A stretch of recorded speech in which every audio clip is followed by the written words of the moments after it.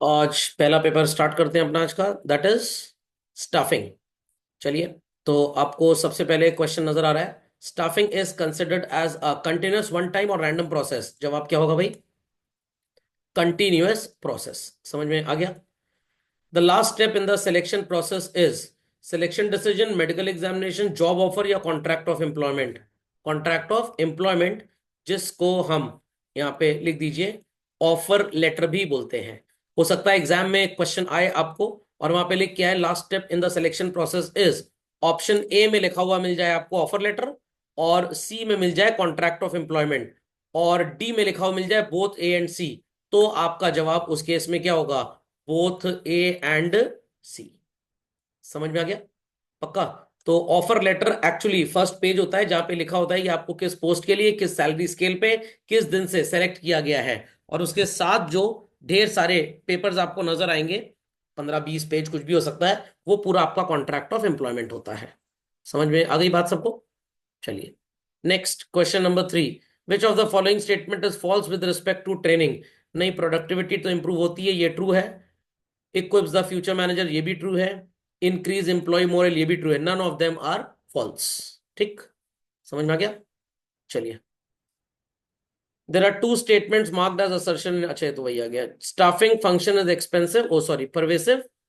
Staffing function is required only at top level. अब अजीब बेवकूफ टाइप के हैं, पहले जब लिखना है ऑल परवेसिव, मतलब एग्जिस्ट एवरी लेवल, टॉप पे भी है, मिडिल में भी और नीचे भी है। सुपरवाइजर जो है वो सड़क से ही लेबर उठा के ले आएगा। मिडिल लेवल जो है सुपरवाइजरी के लिए थोड़े से पढ़े लिखे इंस्टीट्यूशन में जाएगा। और भाई टॉप मैनेजमेंट मिडिल लेवल को हायर करने के लिए अच्छे किसी कॉलेज में, कैंपस में, या किसी प्लेसमेंट एजेंसी के थ्रू ही जाएगा। तो A is true but R is false. समझ में आ गया? तो एक नंबर इस पे भी ले लीजिए। Recruitment the positive step in the process of staffing. ठीक है, internal source of recruitment boost up the moral. Yes, लोगों को लगता है आज हमारे मिस्टर एक्स वाई जेड दोस्त ऑफिस में काम कर रहे थे, इनका प्रमोशन हो गया, कल को हमारा भी हो जाएगा। तो रिक्रूटमेंट द पॉजिटिव स्टेप तो है। Internal source of requirement boost the moral of the employees. तो ए और आर एकदम सही है, बट आर एक्चुअली ए को एक्सप्लेन नहीं कर रहा है। Is that clear? चलिए, समझ में आ गया? तो both are true but explanation नहीं है। क्यों एक्सप्लेनेशन नहीं है?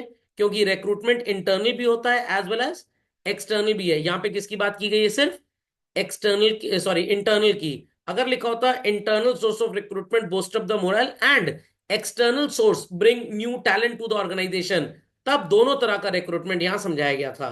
तब बोलते ए और आर दोनों सही है, and R is the correct explanation of A. कोई क्वेरी किसी की भाई यहां तक? कोई क्वेरी? चलिए, staffing helps in optimum utilisation of human resources and staffing helps in avoiding, sorry, staffing helps in avoiding over staffing, ये क्या अंग्रेजी लिखी है, एंड अंडर स्टाफिंग। ये थोड़ा गड़बड़ लग रहा है मेरे को, लिखावटी गड़बड़ है। ए ट्रू है but R is not true basically.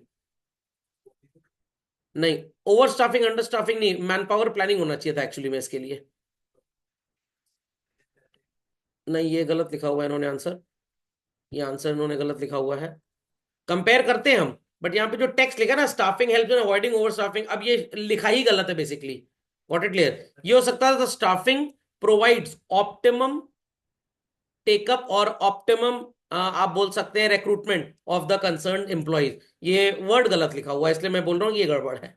Okay, meaning ठीक है, इसका भाव समझ में आ रहा है। ये कहना चाहते हैं कि नाम ज्यादा लोगों को नौकरी देंगे ना कम को। तो ये हो सकता था staffing help in keeping optimum number of workers in the organisation. तो मैं मान जाता कि एकदम सही लिखा है, लिखा गलत है एक्चुअली ब्लूप्रिंट वालों ने। चलिए, एक नंबर इस पे हो गया। तो हो गए total 6 number. Read the following question and answer. Rice, sorry, Race Tech Limited, one of the top IT companies in India. Company does mass recruitment each from different colleges offering fresher level. And finally, this helps in recruiting the brightest and the best talent available in the educational institution. सीधे college से उठा के ले आ रहे हैं। किसकी बात कर रहे हैं भाई? कैंपस प्लेसमेंट की बात की जा रही है।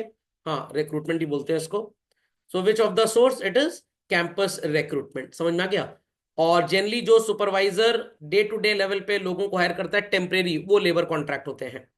तो एक नंबर इस पे भी ले लीजिए और एक इस पे, तो टोटल 8 नंबर यहां तक कंप्लीट हो जाएंगे। विच of the following is the advantage of external source? Qualified person मिलेगा, वेस्टेज कम होगी, इंटेलिजेंस टेस्ट होगा। Answer is qualified personnel. समझ में आ गया? प्रॉफिट हायर नहीं होगा, उल्टा कम हो जाएगा क्योंकि कॉस्ट बढ़ जाएगी। इंटेलिजेंस टेस्ट का तो कोई मतलब ही नहीं है। Okay, Then after passing secondary school examination, Jahil का भाई साहिल at the age of 16 years started getting training under his father. His father, a renowned electrician, worked for many companies. He every day started accompanying his father on work. वो बिजली मिस्त्री है मतलब. While working, Sahil was a good learner and learned the technique of work quickly. ध्यान से सुनिएगा. Technique की बात कर रहे हैं, इलेक्ट्रिक वर्क की बात कर रहे हैं. What it clear? तो इंटर्नशिप नहीं हो सकता, आर्टिकलशिप नहीं हो सकता जैसे सीएमए और एमबीबीएस में होता है. It is called as apprentice. समझ में आ गया? तो now his father started passing on the tricks of the trade to Sahil. With the passage of time Sahil ने भी एक बिजली मिस्त्री की टेक्निकल स्किल्स सीख ली और इलेक्ट्रिक वायरिंग का बिजनेस चालू कर दिया.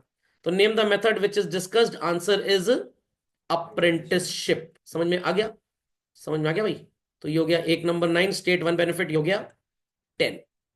तो समझ में आ गया अप्रेंटिस का मतलब क्या भाई? तो trainee works under the guidance of a master worker who is already experience and profession. Benefit is कि भाई जो इसको ट्रेनिंग मिलेगी that is going to give the best skills. And सबसे इंपॉर्टेंट चीज क्या है?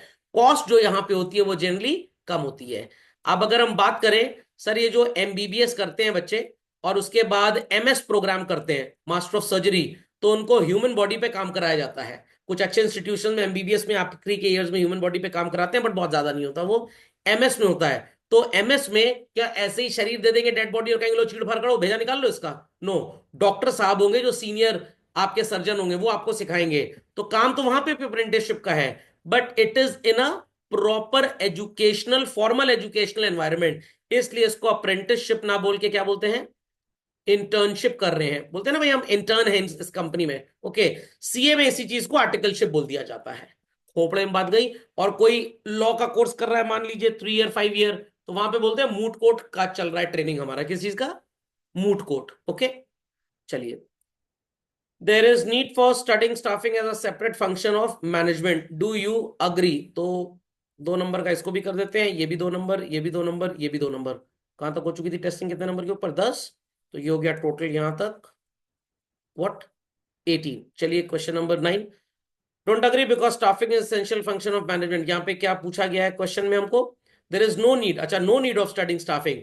No, there is a need of studying staffing. ये मत लिख के आ जाएगा because it is a part of syllabus. Exam में टीचर ने बताया 6 नंबर 4 नंबर की टेस्टिंग होती है इसलिए पढ़ने नहीं, ऐसा नहीं है.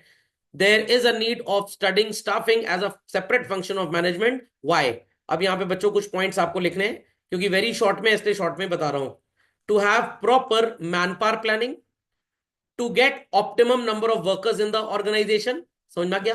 To avoid unnecessary cost of employment and to provide social security by providing employment to various people at their levels. तो 4-5 पॉइंट्स इस तरह से आप लिख सकते हैं.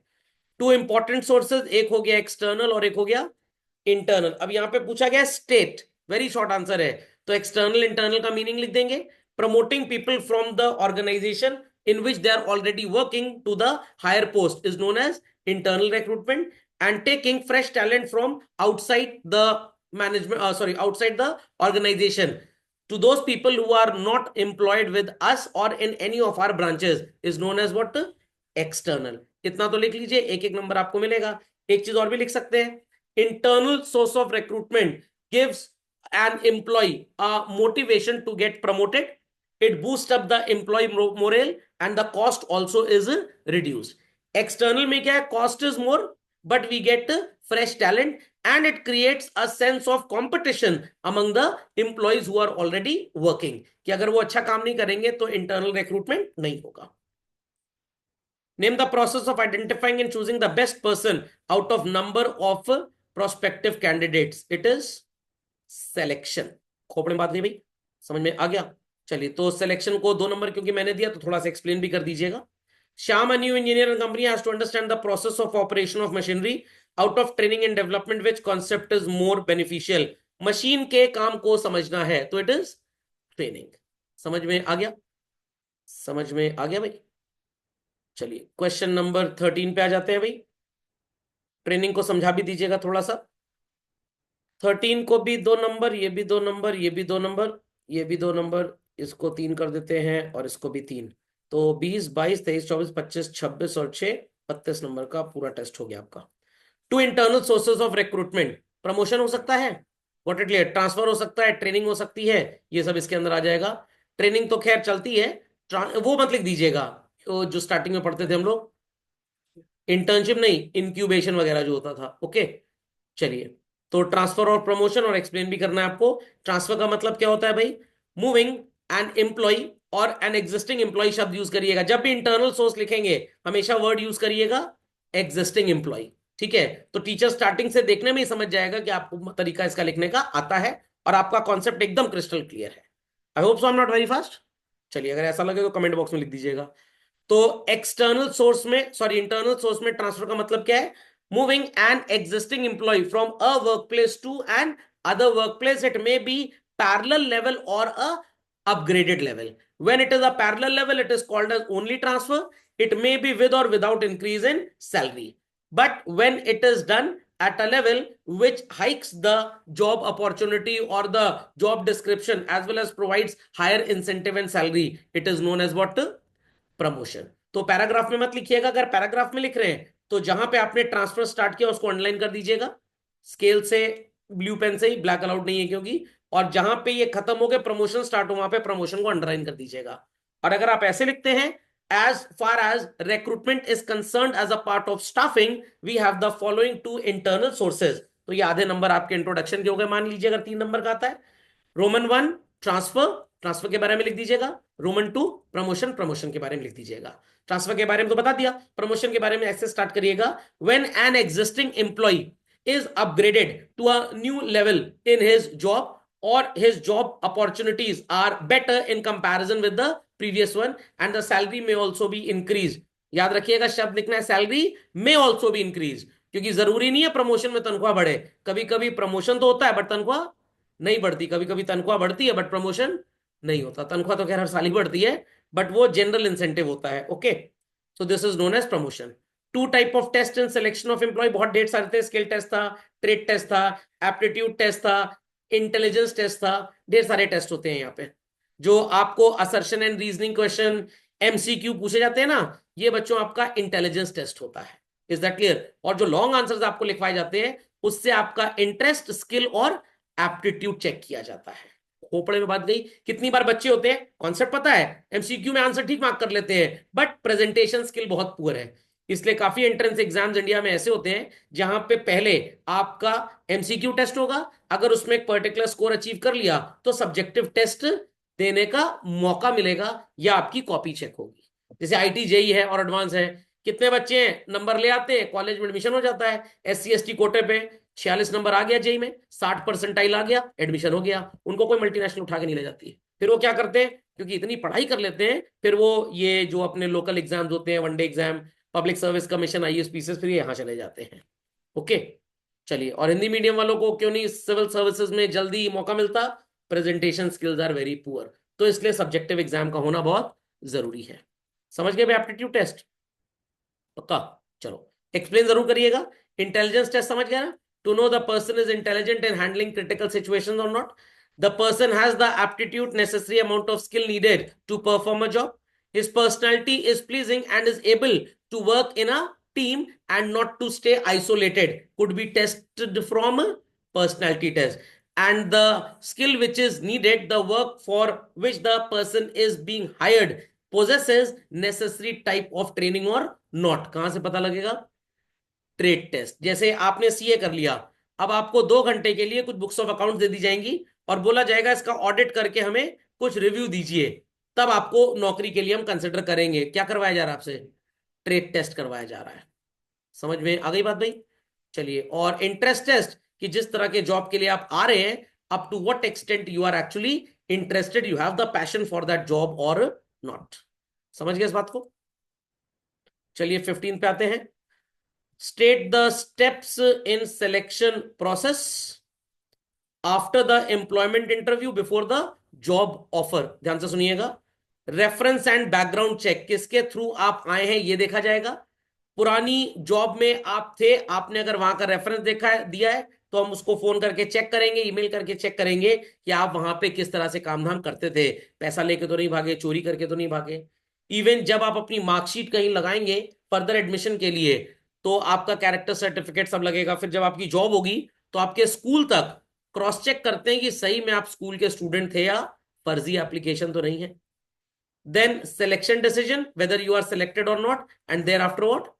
Medical examination. मेडिकल एग्जामिनेशन के लिए भी आप ऐसा लिख सकते हैं, the organization may have their own registered medical practitioner और they have a type with the hospital और they can allow the person who is being selected for the job to get the following medical test performed and submit the report so as to check that the person is medically fit and not suffering from any kind of heinous or hazardous diseases। खोपड़े में बात जा रही है भाई। On the job training method कौन कौन से होते हैं भाई? काम कर रहे हैं साथ साथ ट्रेनिंग भी चल रही है, तो it is internship like it is in case of medical and CA. Induction training जिसको मैं इंक्यूबेशन बोल रहा था, जब आप किसी नए जॉब में आते हैं तो आपको पहले हफ्ते 15 दिन महीना 6 महीना सिखाया जाता है कि उस ऑफिस में काम कैसे करना है। You are being acquainted with the type of work to be done, it is known as what? Induction training. किसी टेक्निकल मशीन पे काम सीख रहे हैं तो it is known as apprenticeship.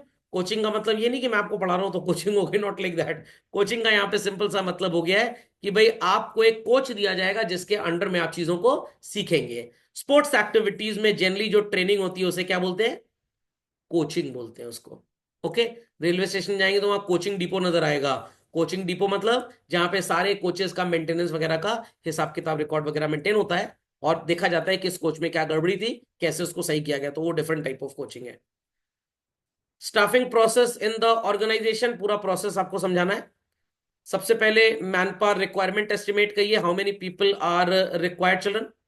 There after recruitment का मतलब न्यूज़पेपर में एडवर्टाइजमेंट देना, वहां से फिर लोग एप्लीकेशन फाइल करेंगे, जो अनवांटेड या एप्लीकेशंस खराब होंगे आप उनको हटा देंगे, फिर आप उनका टेस्ट लेंगे, टेस्ट से आप क्या करेंगे? उनका सिलेक्शन। जो सेलेक्ट हो गए फिर उनका क्या किया जाएगा? Placement, to put the right person at the right place. काम उनको सिखाया जाएगा हमारे ऑफिस में काम किस तरह से होता है, it is known as orientation.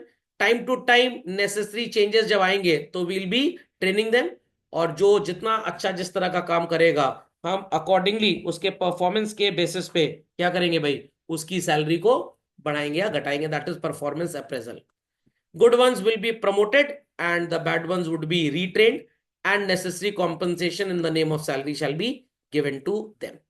समझ गए? Any three sources of external recruitment? Direct recruitment कर सकते हैं, कैजुअल कॉलर्स। कैजुअल कॉलर्स का मतलब